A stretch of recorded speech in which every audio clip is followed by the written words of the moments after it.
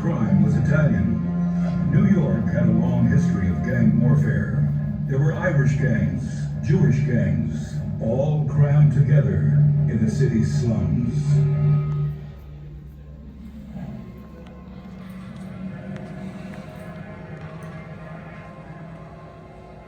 Became known as the mob capital of the country. America was one big speakeasy, and the underworld was supplying the booze.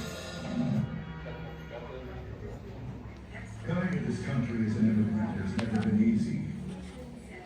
America is a land of opportunity, but also of competition and hard choices. Huge waves of immigrants landed on our shores in the late 1800s and early 1900s. Most put their faith in the system, in the police, the courts, their jobs. I thought that this would be an excellent place for between San Pedro, Los Angeles, on to Salt Lake City. Las Vegas was the stop for the railroad. Las Vegas. Building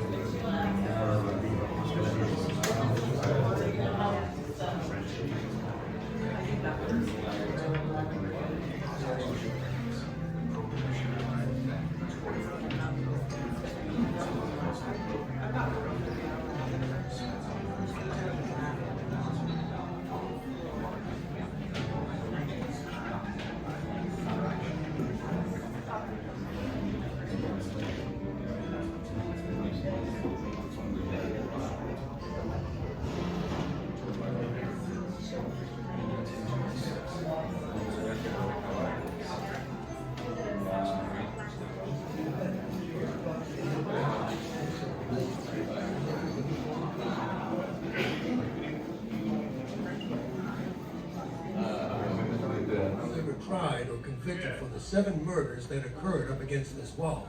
Al Capone was considered guilty in the court of public opinion. Then 2 or 3 men in plain clothes walked in. They pulled Tommy guns out from under their coat, pointed them at the men lined up against the brick wall, and opened fire.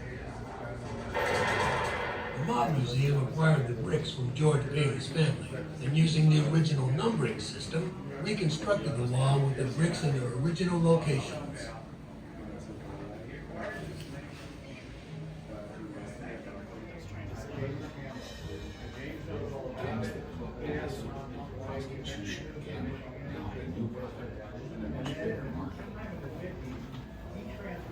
Partnerships, networks, and different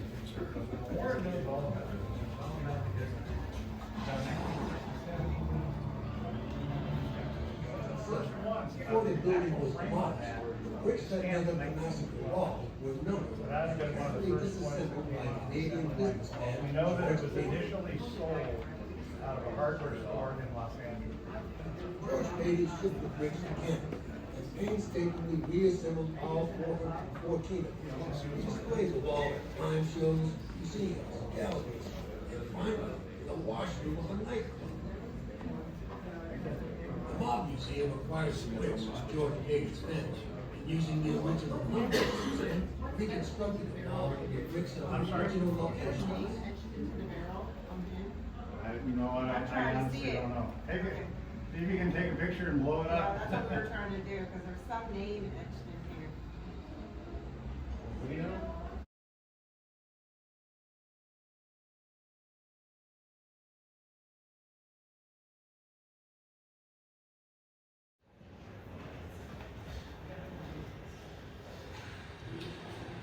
The family business. He was born into the mafia. She married into the mob. But when he wanted out, one impulsive man stood in his way. His father, Paul.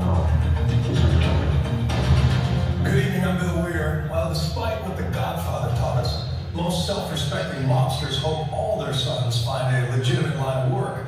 Frank Humphreys Jr. did the unthinkable, wear a wire against his gangster father, and in those conversations implicated his father in 7 gangland murders. Frank Calabrese Jr. is 50 years old now.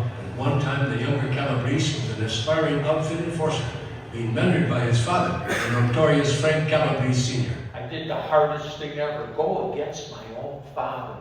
But I can tell you up front, it had nothing to do with my prison time or my loyalty. You see, this life, it really changed my dad into a sociopathic killer who at one point turned on his own family, and on 2 separate occasions, he tried to have his brother killed, then he tried to kill me, his son. Now, if you've seen these movies, Goodfellas and Casino, Nick Pileggi wrote both of those movies. I'm going to talk about Casino today, because my family was part of the hit team that killed the character that Joe Pesci played at the end of the movie, but in real life. Great loans. Goes all the way back to Shakespeare, Shylock. Now, in the East Coast, they call it the vigorous. In Chicago, we call them juice loans. In the 70s and 80s, we had one of the biggest operations on the street in Chicago. We never had less than $1 million on the street at any given time back then. And we did charge, on average, 10% a week, 520% a year. Now, my dad is...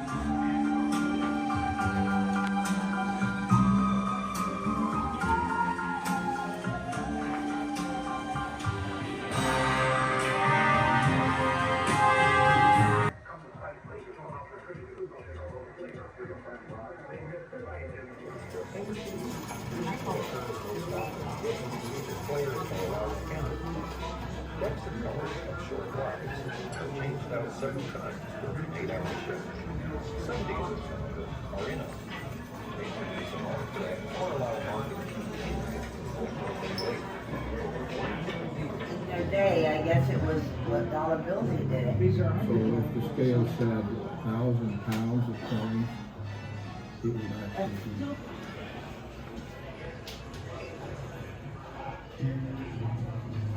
The scale happened with coins, and as the 1995 movie Casino showed. Tony Spilotro oversaw Chicago outfits operations for his famous, ensuring skin cash, loading the Sardis Hotel and Casino to the pockets A lot of years. How he was going to make a move to take over the Chicago Mafia soon, and that was enough. Spilatro's rise and violent downfall were immortalized in Martin Scorsese's 1995 film Casino. In the movie, Joe Pesci's character, Nicky Santoro, based on Spilatro, is beaten and buried alive alongside his brother in an Indian cornfield. To create that terrifying scene, filmmakers used an animatronic torso of Pesci that breathed and convulsed. International narcotics smuggling, and how to keep the peace internally among the bosses. Their decisions will have wide implications across the country.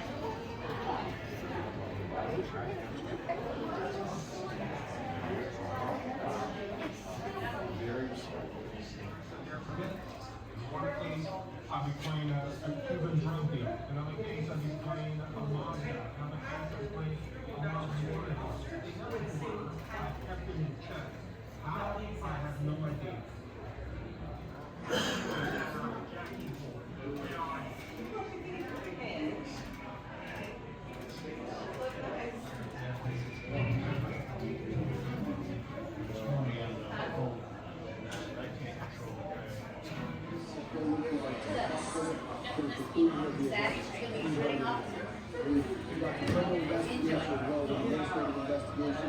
We don't want officers to take down for it.